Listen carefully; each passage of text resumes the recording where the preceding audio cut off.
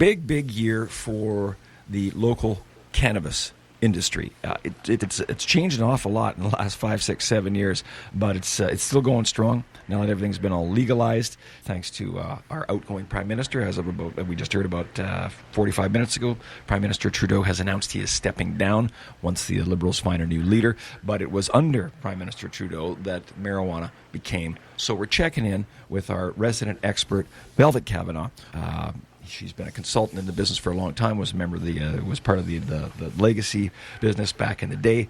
𝗖𝗶𝘁 joins us this morning from beautiful 𝗲𝗲. How's things? Good morning, Darren. Things are going pretty good. I appreciate how you started with mentioning how much things have changed in the last 5, 6, 7 years, because it's been just over 6 years since legalization started, and I continually try to remind myself of that fact and appreciate the fact that cannabis is legal. It's really incredible that we've made that leap. Can you imagine if you were to go back 20 years and tell people around this neck of the woods that it actually would be legalized? It was really a very thriving grayish market back in the day, maybe leaning a little more to black, but man, people don't realize how enormous the economic impact of the cannabis scene was, not only in the Kootenays, but also in British Columbia, also in Ontario and Quebec. It was a giant part of the economy. And it wasn't as if officials were turning a blind eye. It was just so enormous they really couldn't do much about it, which I think probably had something to do with the legalization of it in the first place. Do you think? I think so. Yeah, I think that they saw that there was some potential. We have not realized that potential yet. I will put it that way. How about? Yeah. But we're headed in a positive direction. It's just we have had almost 100 years of prohibition and anti-cannabis propaganda to overcome. So there hasn't really been another industry in our country that has gone through that same type of beginning. So, yeah, it really adds a lot of complexity to what it is that's happening in the sector, adds a lot of challenges, but I really believe that we're going to figure it out. It's going to continue to be a rocky road, but fortunately we have cannabis to help us work through it. Has there been any talk in the business, 𝗖𝗶𝘁, about what the legal cannabis space may look like if we get a conservative government in under Pierre Poilievre, which looks to be almost certain in next October's election? Will this be good, bad, or will things just continue along? I don't have a crystal ball, unfortunately, so it's really difficult to say. I would hope that any new government or continuation of the current government would really take a closer look at the cannabis sector and look at the potential that's there and clear some of the roadblocks that we're experiencing. We've had ongoing frustration in the sector, to be honest. However, there have been some positive indicators coming out of the government. They're talking about streamlining the excise tax program. This adds a lot of cost to production. They've said that there's going to be an increase in the production size limits for smaller producers, which hopefully will help them reach better profitability.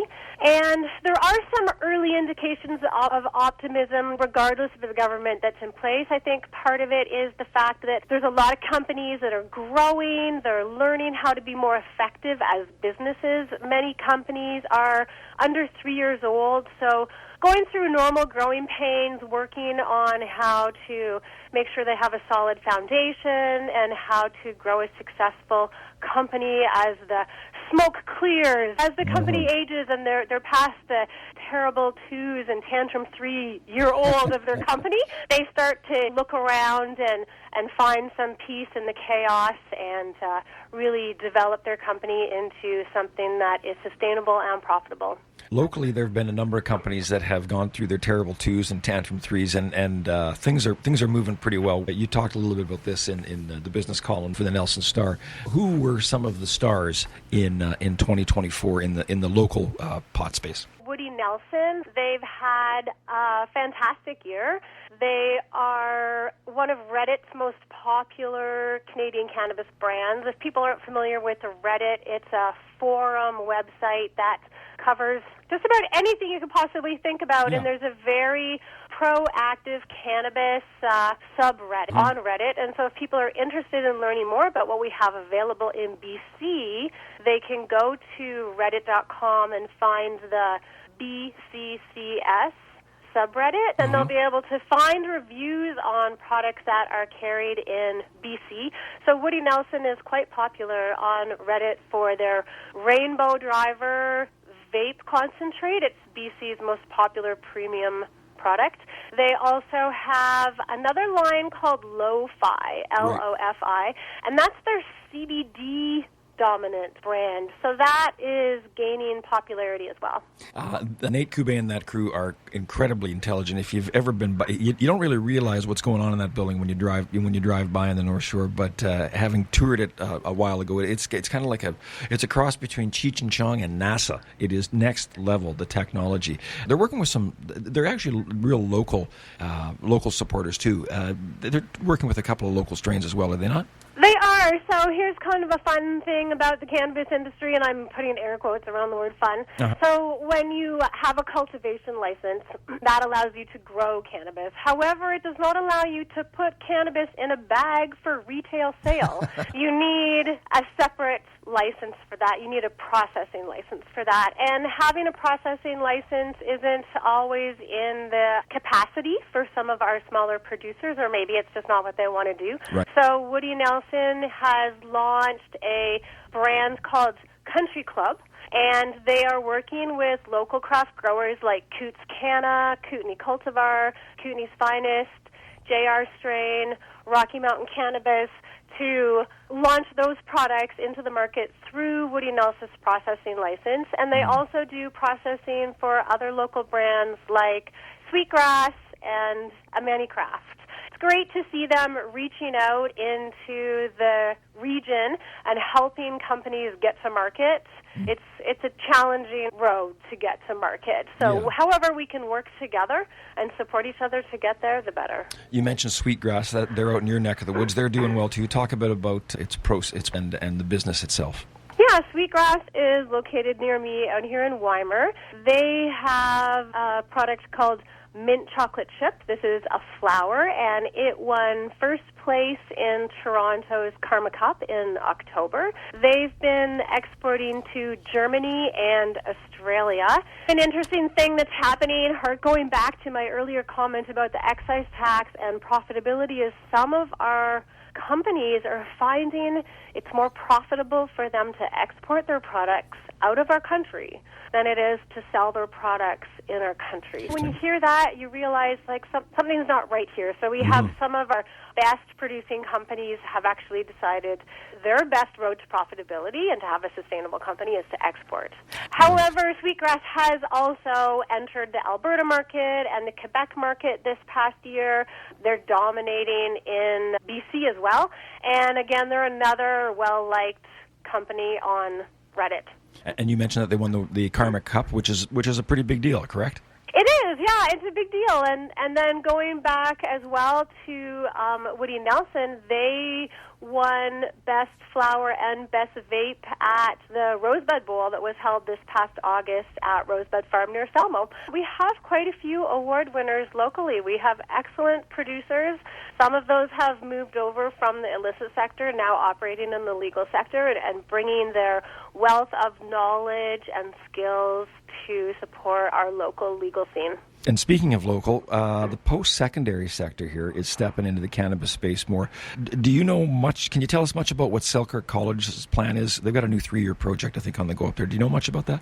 Yes, this is really exciting. This is led by 𝗖𝗶𝘁 𝗵𝘁. She's Selkirk's faculty researcher and instructor. The program is called Exploring Progressive Solutions, Innovating Within the Regional Cannabis Sector.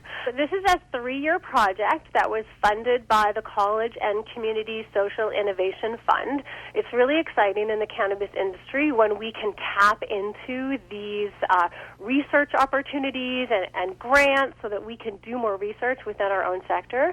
This project seeks to better understand understand the challenges and the opportunities in rural economic development for the cannabis sector. We're a perfect place to do this. We have a great history of cannabis. We are a rural area, and economic development in rural areas is important to continue to develop. This is going to implement several pilot projects, and each project will be designed to support and advance the regional cannabis industry. And is that all slated to start in September, or is it already underway? Do we know? It's already underway. Cool. Very cool. Yeah. If you're just tuning in, everybody, we're speaking with 𝗄𝗶𝘁𝗵. Velvet's a consultant in the cannabis space. Her company's 𝗄𝗏. We're always talking about the recreational properties and positives of the product. I speak from my own experience. My dad and my uncle are using a cannabis cream for their sore feet. Other people are using this and that. Older folks to fall asleep. Talk a little bit about what sort of products are out there now to improve people's health, because it really is, as proponents have been saying for basically the 100 years that we've been up against all this anti-pot propaganda, that the plant itself is fascinating. What cannabis products are out there that can help people make their lives better and improve their health? Cannabis is a herb. It's Right. just like other herbs that you may go into the health food store to buy a herb that you hope is going to provide some relief or support your health. And this is great to talk about at this time of year because so many people are looking at making improvements to their health. Cannabis is like food, For example, think about an orange. There's so many different vitamins and minerals. There's oils in there to make the scent, and all of those parts come together to make the orange what it is. Same with cannabis. There's so many different components that we are just starting to learn about. Some of those are probably components that are in your relatives' creams, topicals that they're using for their health. One in particular that is showing a lot of promise is called CBD, and I'm just going to give you the initials of these. That's all you need to know is the initials, because they're the short form for these long, complex names. And the CBDs, these are cannabinoids. They're non-intoxicating, and they tend to be relaxing and anti-inflammatory. So CBD is the main cannabinoid that people are familiar with. However, there's all of these minor cannabinoids that we are discovering more about through research. They're in tiny amounts in cannabis. That's why they're called minor cannabinoids. And they all have their own unique properties. For example, CBN can be helpful for sleeping. CBC is helpful for anti-inflammatory properties. And CBG can be helpful for nervous system issues. So much going on out there, and it's really legit. You must find the same thing. I've been quite blown away over the last couple of years to learn of people that have ventured out and are just dipping their toe in the waters and finding that CBDs and other cannabis properties are really working to help you out. Yeah, it's not just about getting high, smoking a joint with a high THC property and getting high. CBD and the minor cannabinoids, they really have all of these supportive health properties, and they also come in very easy to access products. Like you mentioned, creams, we call them topicals, edibles, beverages. There's ways that you can enter into the cannabis world by trying out products like a topical. It can be intimidating for people. Absolutely. And so I suggest that you go into one of our local cannabis shops. There's 3 in Nelson. We have 419, which is a new one, the Potorium, and Buddy's Place. Yep. They are staffed with very helpful people. We call them bud tenders. They are so knowledgeable, and they are used to people coming in to talk with them that don't know anything about cannabis. They know all their products really well, and they're very happy to help you discover the world of cannabis in a way that you're comfortable with and meets your needs. Velvet, always a pleasure to talk to you. If people need to learn a little more, you got a 𝗄𝗏 website, I'm thinking, correct? Yeah? Yes, I do, 𝗄𝗏.ca. We'll check in with you a little later in the year to see what's up in the cannabis sector. Thanks a lot for the update, and Happy New Year to you. Thank you, Darren. I hope that you have a grassy new year as well.